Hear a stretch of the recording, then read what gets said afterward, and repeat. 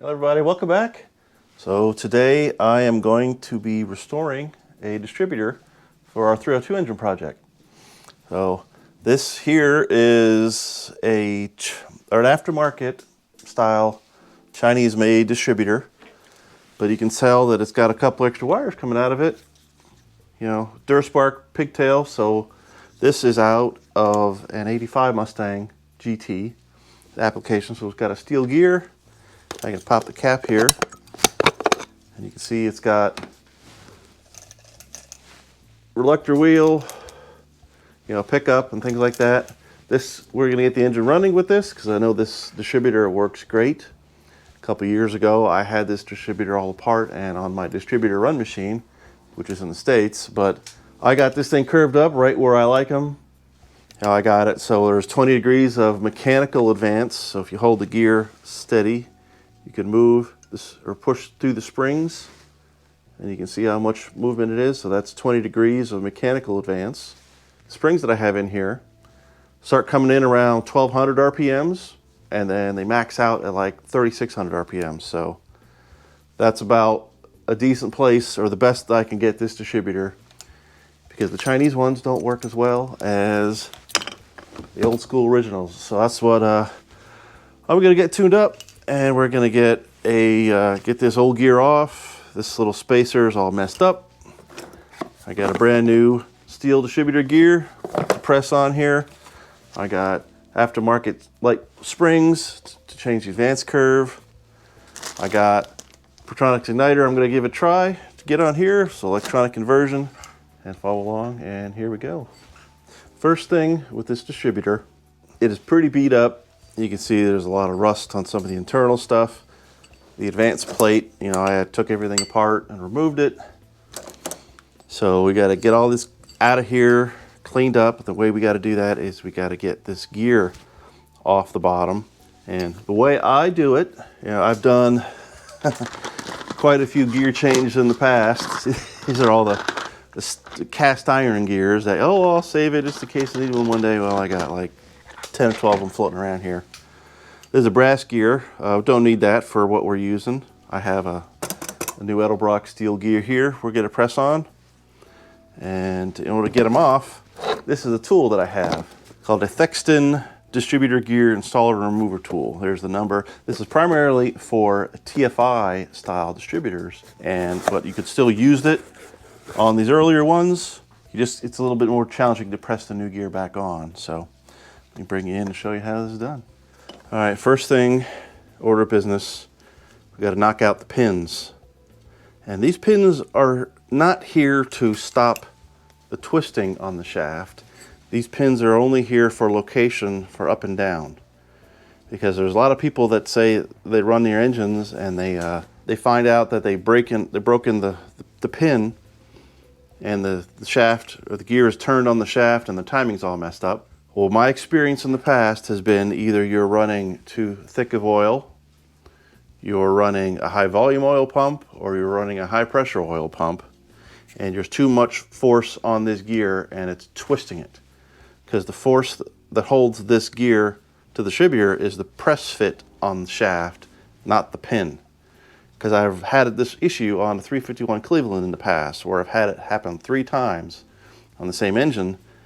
And I got to the point where I drilled a hole through it and ran a bolt through it, solid bolt, and it still twisted it off because I had a high volume oil pump in it. And at higher RPMs, it just couldn't bypass enough oil, and it just put so much force on this gear, it started chewing it up, and it just kept twisting it off. And as soon as I put a standard volume oil pump in, all the problems went away. So if you're doing something different to an engine other than rebuilding it stock, you better know what you're doing and not just thinking more is better, because it oftentimes isn't needed. So I already got the pin out of the brass gear. I'm going to knock it out of this top retainer, and I'll be right back.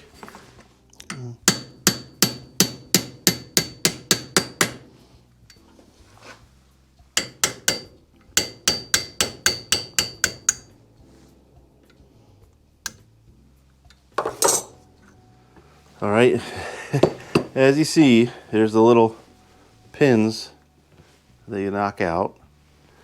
Little tiny hammer, little tiny pin punch. This is not stopping this gear from getting twisted or turned. So it's the friction fit on the shaft that does it. So and getting on and off is therefore difficult. So that's why we need this tool here. So I've had this tool for probably 15 years now, and use it over and over and over again, and it still works great.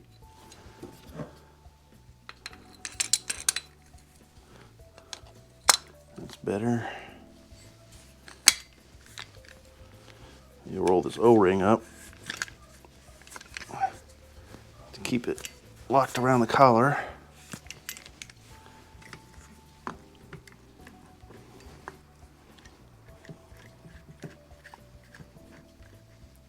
All right, everything's ready to go. As soon as I start tightening up this bolt, you'll see it starts sliding up rings.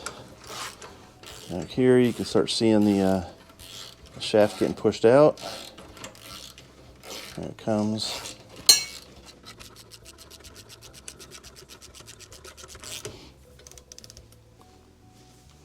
And now we're going to press through the gear press fitment. It's coming out really easy, actually.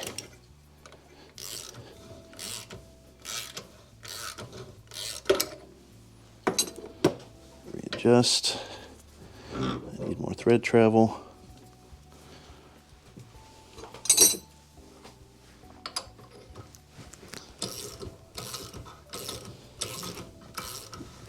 It's still coming out.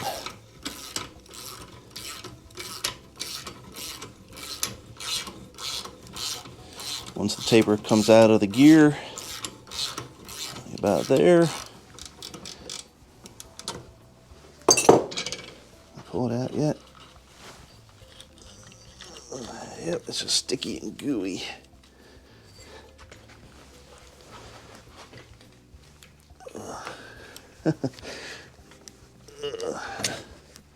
And all that old gooey carbon and stuff, just trying to get pulled through the bushing, but there the shaft is out.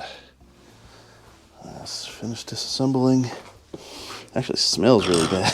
Kind of like when you're getting into the bottom end of an engine or something like that, all that old gear oil smell.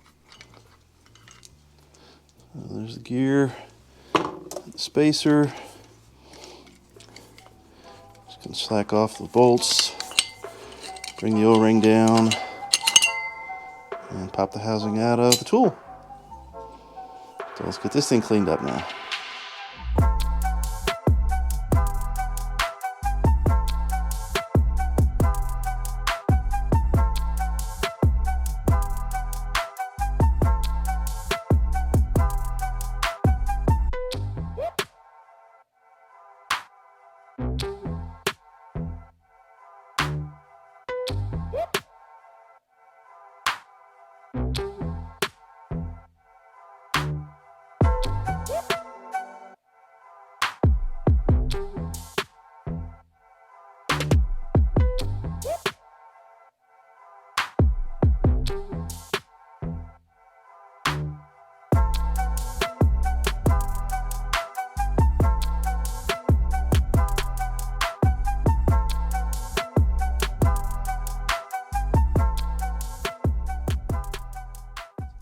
Threw this through the blast cabinet.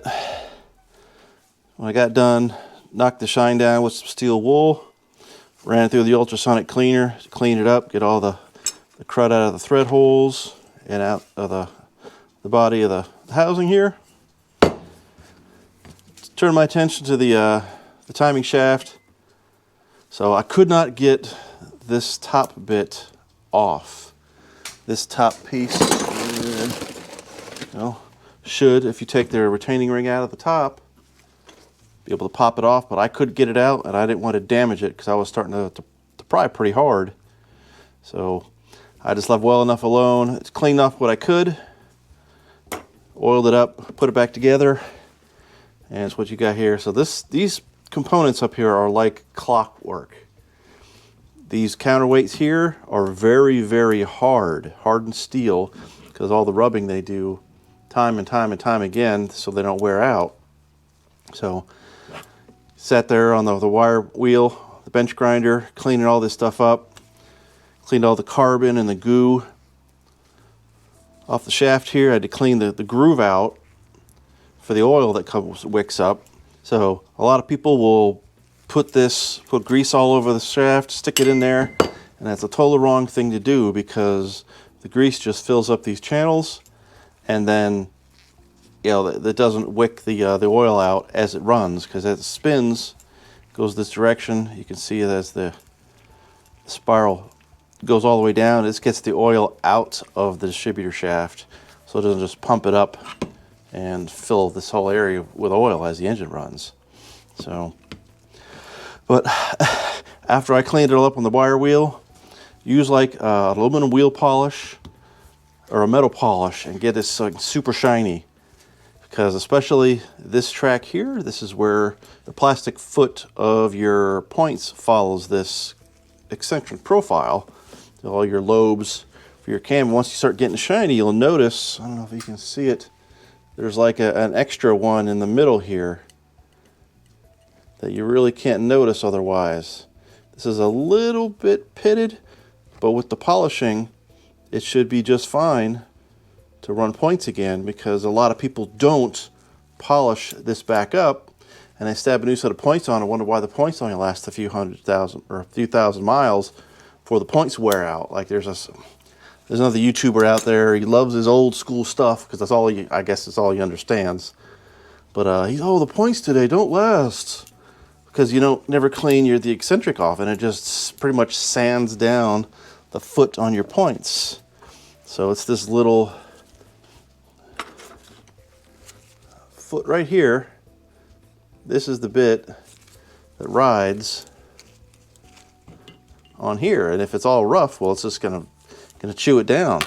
So you're supposed to put a little bit of grease on here that comes with the points kits. But if this isn't smooth or is rusty or got old or something like that, well, you just can see what's going to happen. And the last thing I did is I busted out the Mr. Gasket spring kit and put the 2 new springs on here, so your advance is going to work nice and smooth. I mean, look at the monster springs that are in here from the factory. I mean, these are the kind of advanced springs that just never stop ramping in timing as the RPMs go up, because these springs are just so stiff and you can barely even bend them by hand or pull them apart. So I don't even know why Ford ever did that, but I don't know. They got their reasons, I guess, but for a performance curve, you want it coming in and maxing out like around 3,500 RPMs is what I found is great for a street motor. So after I oiled it up, greased up this little pivot, I have myself a piece of felt you're going to shove down in there after you put a couple more drops of oil on it to keep this this pivot lubricated. And then as you could put it together here, I mean, that's without any oil, and it spins like that. So that's what we want. We don't have any excess play in the bushings, so we know we're going to get accurate timing. And one of the biggest things. So if you see, we've got these slots here. I don't even know what you call this. Your advanced. I'll just call these your advanced slots. So this one says 18L and 13L. So you double this number. So that's what, 26 degrees is how much it'll advance if you have it in this slot. 18, what is that, 36? So 36 degrees of timing. If you put this slot, if you were able to slide this off, spin it over, and drop it down over this lug right here, that'll give you 36 degrees of timing. So we want the smaller one, because what I like to do, how I like to set my distributors up, some of these had different numbers. Some of them had 15, some of them had 10. A lot of the truck ones did because they didn't advance the timing very much. I like finding the 10 degree ones. So give you 20 degrees mechanical advance, and if you want 34 degrees total, we can set your initial timing at 14 degrees. It ramps in another 20 and your money. 13 is about as good as you're going to get. That's what you're going to find on 90% of the distributors out there. So what I like to do is I like to get a piece of heat shrink tubing and cut a couple sections. So what we're going to do is we're going to slip this over top of this peg, and we're going to shrink it down, and we're going to do that about 3 times. So what that's going to do is that's going to limit the travel of this to get it around 10 degrees. And I found 3 pieces of the heat shrink usually does the trick, and that's what I'm going to do here. So it'll be 14 degrees initial timing on the distributor, or when you set your timing, then, and it'll ramp it another 20, so it will be 34 degrees total timing when we're at full boogie. So I'm going to start cutting these up, heating them, shrinking them, and I'll bring you right back.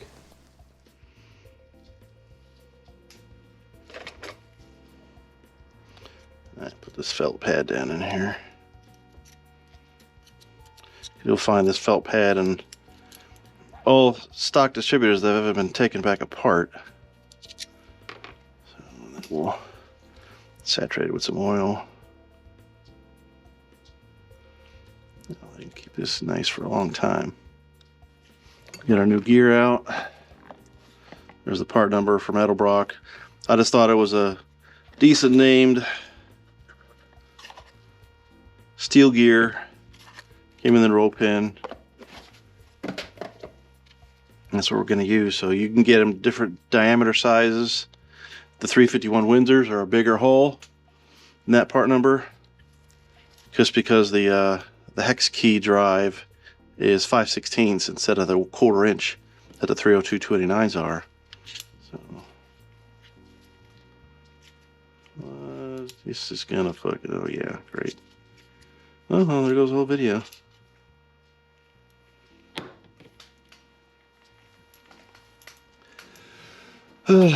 Great. You have to order another shooter gear. Alright guys, so it is now the 17th of February 2024.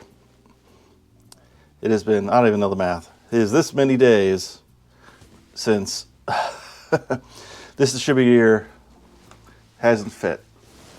So this is now 5 distributor gears later, ordering parts, ordering more parts, ordering another part, and then these last 2 gears just came today. So I don't know who in the manufacturing industry is making distributor gears, but it seems to me it is a 1 or 2 places. Because the Summit gear, labeled B23, didn't fit. I just stick it on the end of the distributor shaft here, and it goes right up. Nothing happens. The Edelbrock gear is the same. Bravo 23 gear does the same thing. The next replacement Summit gear, or Edelbrock gear, Bravo 23, does the same thing. So these 3 gears are all made in the same factory, and they're all too big to fit as an interference fit on the shaft. Which brings us to the expense $100 Comp Camps melanized distributor gear, which looks like the package was opened and beat up before I got it. I think somebody had to take the staple out. Hopefully this is the gear that was in the package, and this is the Mallory distributor gear, supposedly all for the same application. This one was $100, this one was like $65 or something like that. But if you can see, there's a steel S printed on the side of this gear. And then there's a S printed on the side of this gear. So if I was a betting man, I would say both of these gears were made in the same factory. I don't know why Comp calls theirs melanized. I don't know if they do something to it after the fact. But I do know that Mallory drills theirs for a larger diameter pin than the factory pin. And they include the big pin there in the box. There was no pin in the Comp box, but no matter. But, and both of these, with my little inspection tool, measure exactly the same. So this is just an inside diameter pin gauge. And these will both work on the shaft here, because I could take them and they have to be pressed on. So both of these gears are good. For the money, the Mallory gear gets the nod for being, well, 35 bucks cheaper than the comp gear. So, no, not cheap. I mean, I'd say it's going to work just fine. I don't know what melanizing does. I don't know if they stick it in some, I don't know if you look on over the process, but if it's even done. It doesn't say melanized anywhere on this, but yeah. So we're going to go with this gear and try to press it on the shaft now. All right, so here's the setup. So here's the Thexton distributor gear mover installer tool. It comes with this other attachment here to go over the distributor shaft to press on the gear itself. And it's going to have a larger hole for the Mallory gear, so when I get it to the right spacing of the installed height, I'm going to have to drill and install the new bigger pin. But you have to brace it with this bracket and holding something flat to the end of the distributor to hold the shaft in, or else it's going to try to force the shaft and up the guts all out the top, and you're not really going to be pressing on anything. So I'll just have this heavy steel bar around this this hardened steel bracket here. Everything's lined up, holes lined up as much as possible. I've noticed when I use this tool, the twisting action of this puts a little bit of twisting moment to the gear, and the gear, this hole will try to walk a little, won't press on exactly perfect. It'll turn and go up. It'll spin up the shaft a little bit. So hopefully I'll get it lined up right. If it turns too far, I'm going to have to just try to press it back off. Renex again. I mean, it's not a perfect setup, but for somebody in a home garage, this is what I got to work with, and it's worked so many times in the past. So get on here and we'll start pressing it on.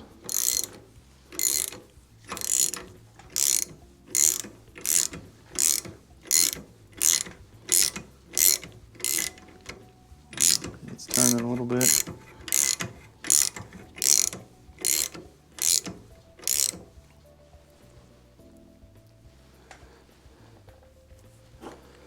All right, let me see how this goes here. So when I get close, if I'm close enough, I can see the hole starting to peek in there. I can shove a scribe in the hole and try to force the holes to line up as I tighten this up. So I'm going to need two hands.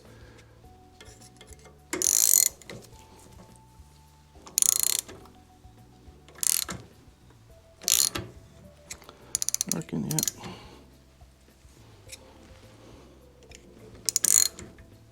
I'm going to stop it when I think it's going to be a good place.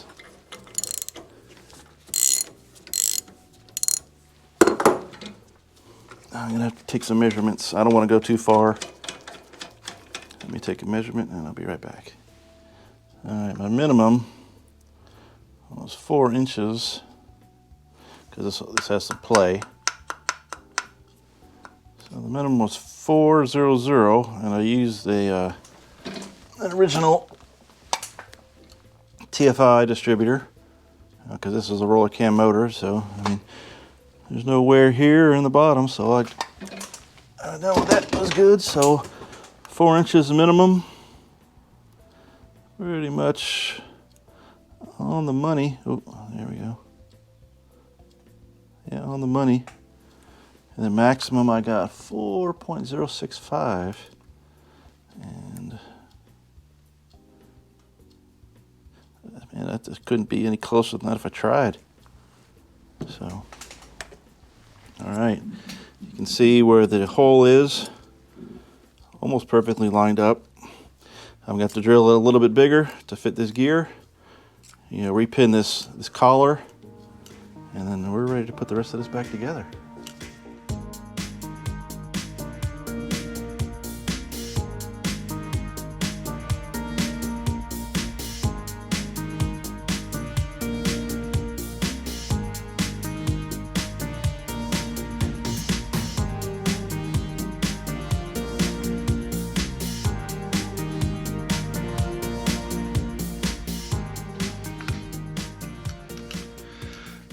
All right, new gear's installed, collar's installed.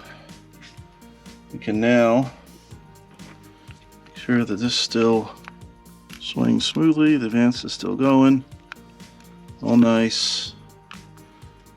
The Pertronix magnet ring on. Move the rotor, and we can try to get this thing stabbed in the engine here. Haven't been followed all in the other videos since it's been so long. The 302 engine project is running, so we're going to take this distributor out, put our fresh one in there with the new steel gear, and then this thing should still hopefully run just as good as it did before. So I'm going to get this swapped out and bring you back in just a second.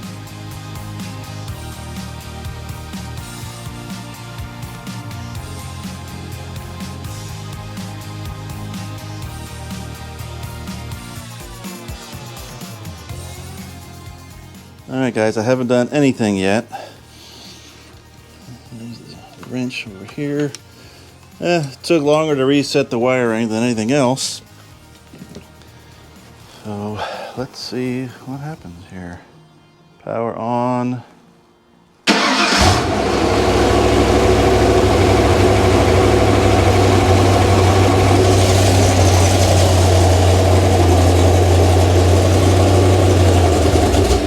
Oh, want some timing to start. I gotta let it warm up.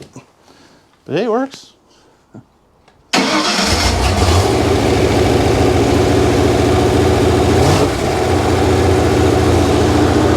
Let it warm up a little bit, and I'll bring you right back. There's about where I want it, but it's really close to the thermostat housing outlet. Alright, let this warm up, and we'll skip it over at 2, and everything should be good.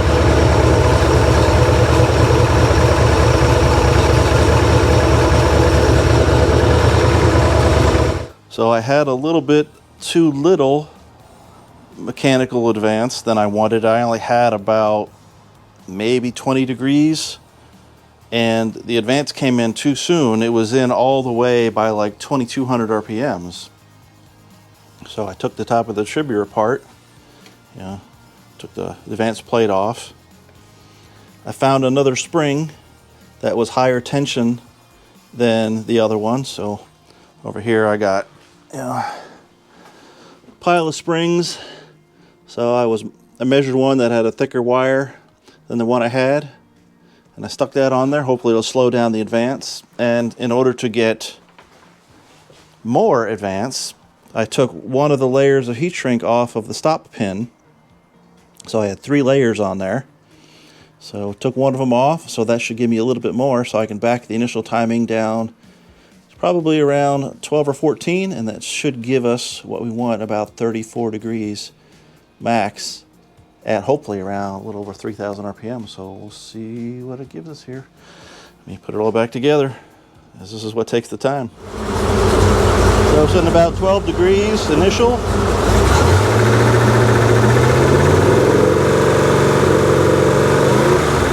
About 34 degrees total, mechanical, right where I want it. But it's still coming in a little bit early, so I got to put a little heavier spring in here still. But it is all part of tuning, so this engine's almost ready to be buttoned up and sent out the door. So you guys soon. Thanks for sticking around.